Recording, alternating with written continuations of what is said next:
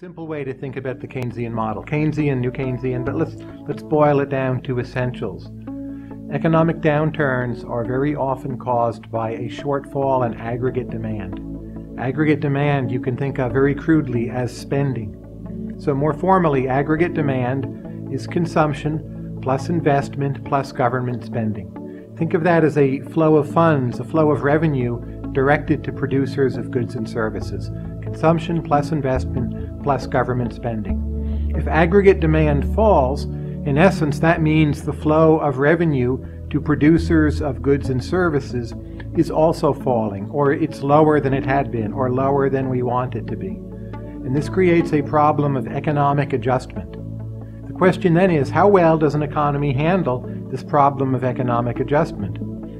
There exists an equilibrium, to use that famous economic phrase, which has become a kind of joke, but there exists an equilibrium in which that flow of spending falls, and at more or less the same time, wages fall also. So even though spending is down, costs and expenses are down, and businesses can keep on producing what they had been producing, keep output at its previous level, keep profits at their previous level, and so on. But although that's a possible equilibrium, very often that's not what happens.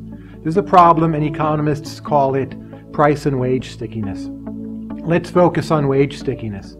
So if we're talking about costs falling for a business, for a lot of businesses, the main cost, especially at the margin, is labor cost. It's hiring more people. It's paying someone to do something. So if your revenue is falling, to keep your same profit in real inflation-adjusted terms, it's very hard to cut the wages of your workers, because workers don't like having their wages cut for reasons which are maybe emotional, or economists would call behavioral. But think of it as a problem of morale. If you've been working 7 years at a company and all of a sudden your wage is cut, you feel like you're not valued anymore, you feel like maybe you'll be fired, you feel you're not treated very well, you complain about the boss, you don't work as hard, maybe you create trouble, in extreme conditions you sabotage production, and it's very costly for bosses in many situations to cut the wages of their employees.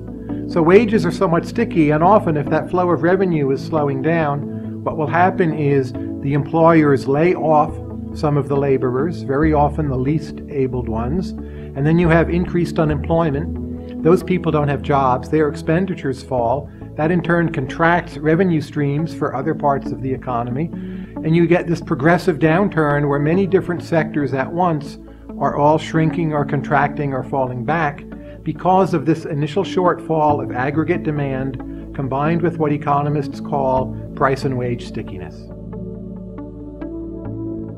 Particular strengths of the Keynesian model. The first strength of the Keynesian model, first and most obvious strength, is that it explains a good deal of real-world business fluctuations.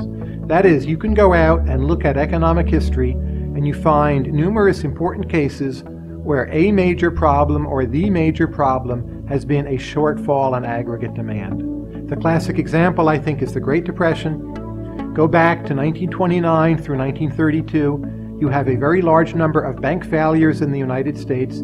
People essentially lose their checking accounts or lose part of that value. Consumer spending is much lower. There's a big negative shock to aggregate demand. And as a result, you end up with this shortfall in economic output. The Keynesian model explains some parts of the Great Depression very well. The Keynesian model has a few major weaknesses. The first simply is that not all economic downturns are caused by declines in aggregate demand. The second weakness of the Keynesian model is that it is often better as a diagnosis than as a cure. So Keynesians typically recommend activist monetary policy or activist fiscal policy to get an economy out of a downturn. There's a lot of evidence from history that fiscal policy very often doesn't work very well. Monetary policy, in my opinion, is much more effective. But to advocate that kind of monetary policy, you don't actually need the full Keynesian model.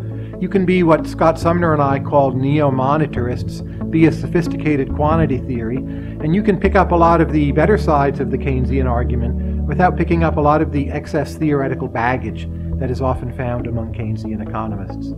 Those are not the only criticisms of Keynes, but I think they're two of the most direct and straightforward.